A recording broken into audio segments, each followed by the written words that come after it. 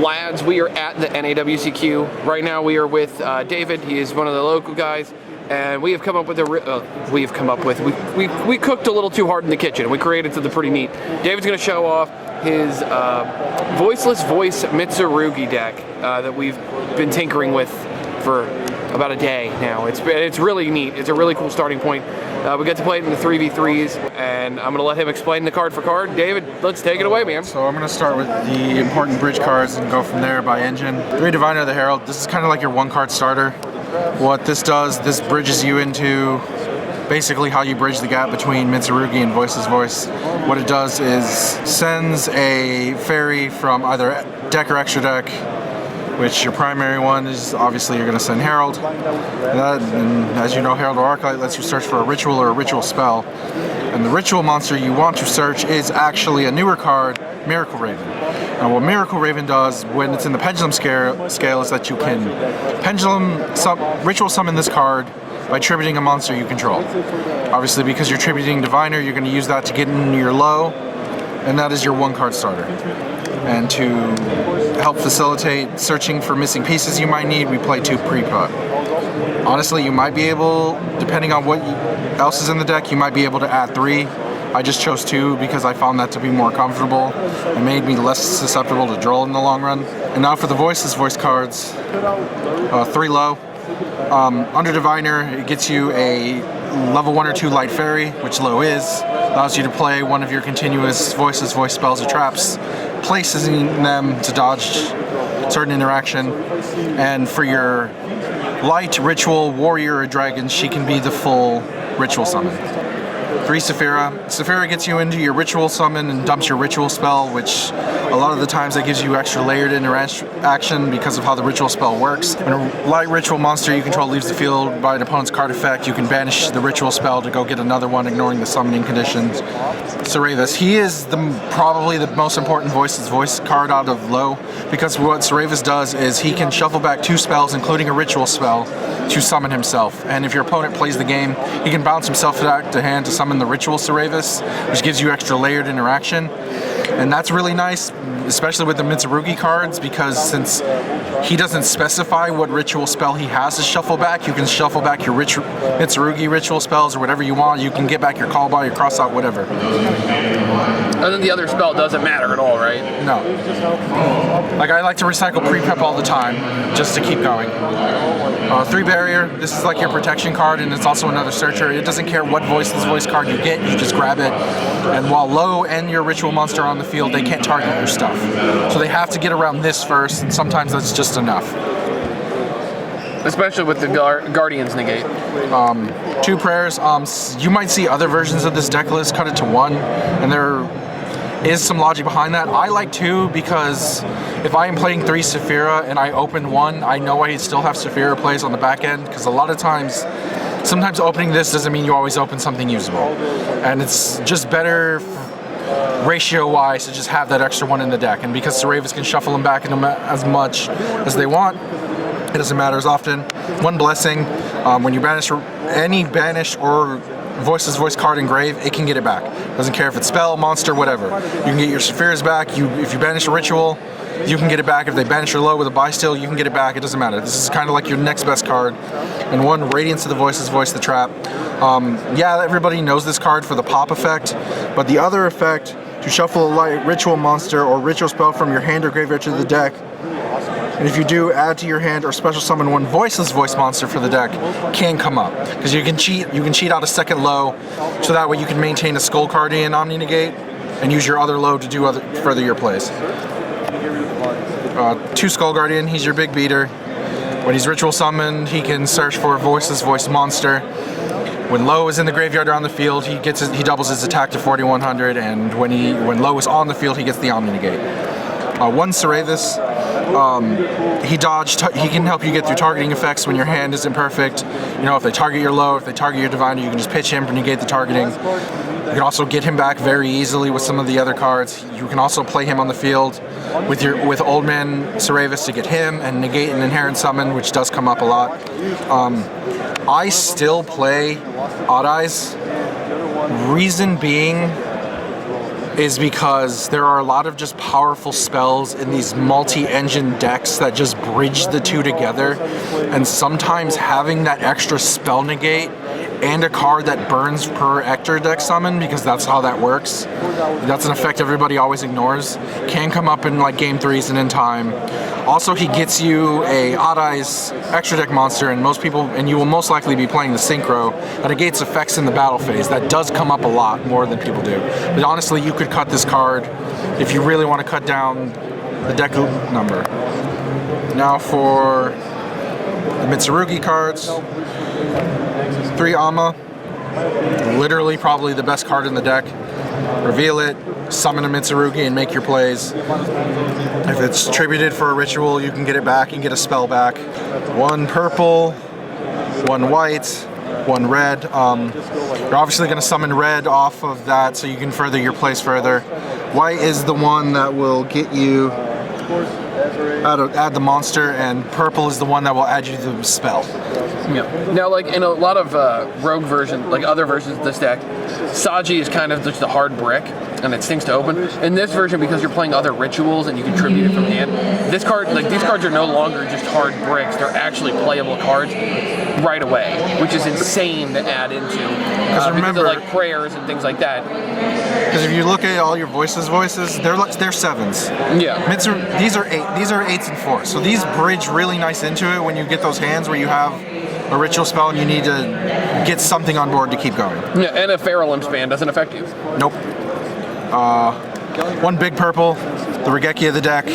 He's also another negate. There's been plenty of times where I end with him and Skull Guardian and an Old Man Seravis, and sometimes that's just enough for a lot of decks. 1 mirror, 1 prayers, and 1 ritual.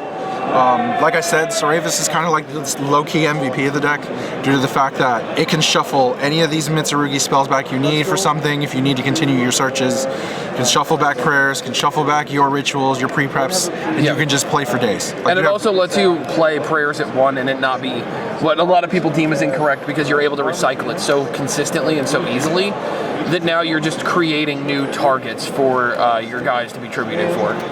Alright, now for hand traps. I chose 11 card hand traps.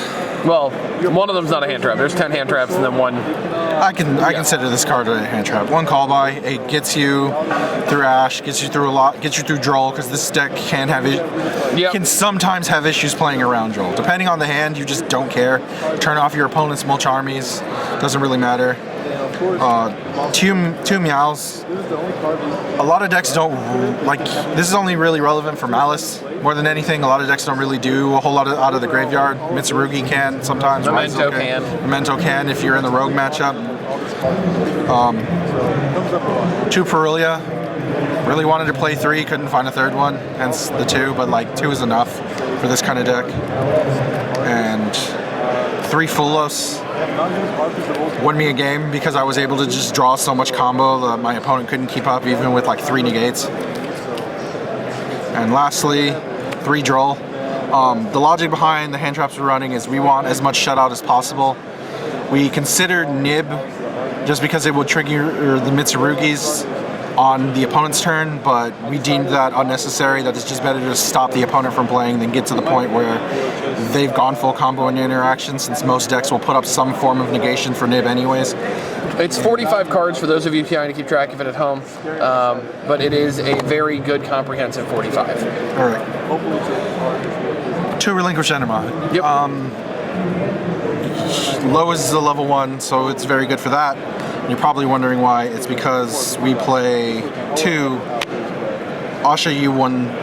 Ashland U1000. Ashland U1000s. This card says, reveal a ritual in hand. Search for a ritual that is not the same type and attribute. So in a fun sort of way, Mitsurugi and Voiceless Voice bridge very well because of this card. Yep, and you can even add Odd Eyes Pendulum Graph. You can search your Odd Eyes, you can search whichever missing ritual you need, and you can keep comboing for days. 2 Dynamundo. It's kind of a win more card, but we really like having it in the deck because when your opponent says, I have no hand traps, this just gets you more interaction on their turn. 1 SP, 1 IP. There's times where you end with IP on the board and you can make a layered interaction with SP. Gotta have an answer to unaffected dinguses no matter what, and Underworld Goddess is the best, and she does stop graveyard effects that some decks do need, like Mitsurugi. One Odd Eyes Meteor Burst to go off Pendulum Graph, because everybody forgets that he turns off effects in the battle phase, and because you have so many big dinguses in that battle phase, it can be very relevant, stopping your opponent from getting searches and things like that. One Chaos Angel is just universally good. There's a lot of free space in this extra deck. Realistically, you could probably if you cut out the Odd Eyes, you can cut out the Meteor Burst for whatever extra deck monster of choice. Like if you want to side the Ultimate Slayers, you can add an Exceed for Ryzeal and things like that. To Herald of the Arclight, it is literally just your bread and butter. It gets you into anything you want. You Oh my god! Holy crap! Oh my god! My bad, sorry. Oh, did you pull the go? You pulled the go? Did you pull it? You got blue eyes!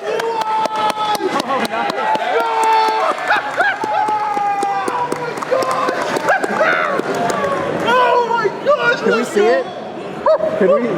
Can we see it? Oh my We gosh! just want to see Yes. it. This was not planned. Thank you so much for watching. It can go in the Catch you guys clips. in the next video. We did it! This can go in the clips. Yeah, this will be fine. We can put this in the I'm clip. sorry, guys. All good. Oh, That is awesome. my That's from your day too? gosh, yes. Congratulations, good job. Oh my gosh, let's go! All right, last two cards. Back to the deck. Last two cards, they're gonna look like the weirdest thing. One Guru and one Muddragon. Why are we playing this card? Easy. It's because of the side deck. We have decided that play in the our David infinite special. wisdom to play my favorite card in the world, Super Polymerization. How many are we running? 2. Is it only 2? We are only running 2. Oh, it is 2. Things we ran out of room for. Mitsurugi and Ryzeal are not prepared to be super polyed and for you to just keep playing. Yeah. Putting anything in the graveyard does not hurt you because Blessing can either get it back for you or you have other ways to do literally whatever you want. It's great. Gosh, dude. On top of that, one cross out because of the Mulch Army package, and you can get the one that gets stuff in, does stuff from hand.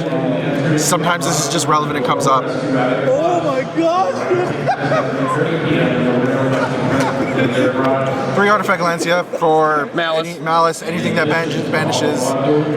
It's just good.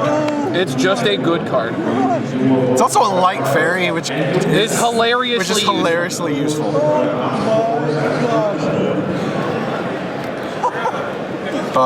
In the same vein as Super Poly, 3 Solemn Judgment. You can just turn off anything.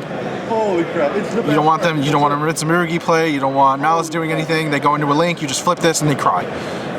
That XC that came up in Ryzeal cry. Whatever. Depending, you just blow out their bottom card. And most decks can't play through 1, let alone 2. 3 Imperm. You need a way to turn off an opponent's monster effect that isn't Effect Veiler or another monster, since Thrust is so prevalent, and this is just really good for that. Yep. And the last two. The last 2, 1 Mitsurugi Great Purification and 1 Harpy's Feather Duster. Obviously, this is the This is answer. just another negate. Feather Duster is Feather Duster. Feather Duster. All right. Do you want to show off that little combo with just Diviner? Like if you only have Diviner, like how the deck, like how it kind of functions? Because it is kind of a 1-card combo, which is kind of nuts. I'm gonna do. It can be 1 to 2 cards depending on how your hand is, but it gets you whatever you want. So you'll normal summon Diviner. Yep. And from here you'll pitch Herald. Herald will search you. Miracle Raven.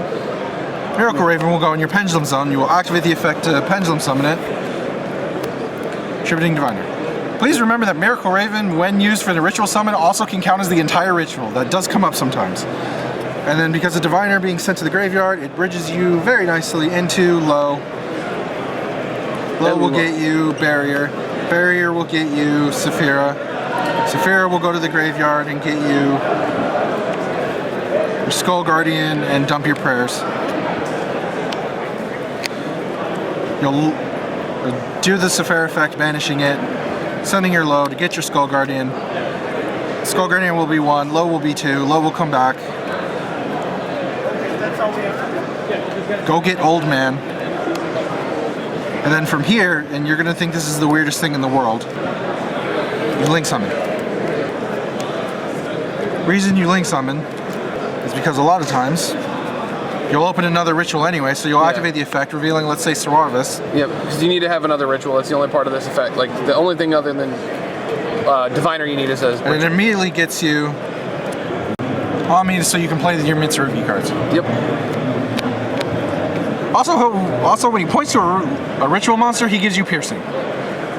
Which currently it will, but it's not really necessary. And then you can Amino, get Saji. Saji distributed, you add ritual. Because after this, you just go. And you make Dynamundo, I think, here. And that'll go to the extra deck. Make Dynamundo, keep doing Mitsurugi plays from there, and then you just get the Skull Guardian back. During your next During your next turn. And then Amino, like, you'll do that, you'll summon the Saji, it'll go through ritual, and it goes through the whole Mitsurugi combo, which you've probably seen 100,000 times. And depending on what the rest of your hand is, you're either pre-prepping into another one, you have a second low in your hand anyways for the ritual summon. So sometimes you can very easily end on these two, a Skull Guardian, and an Old Man Sorarvis under barrier with a low. Like, I've done this pretty much all weekend. It was great. Any other notes you want to add for the deck? You can brick. It can be a bit brick. You can be a bit bricky. Like, I'm not gonna lie, it can, but when you go off, or if your opponent just doesn't have interaction, you just win outright. There's nothing you can do against all that under layered Mitsurugi interactions and things like that. All right, well, David, thank you very much.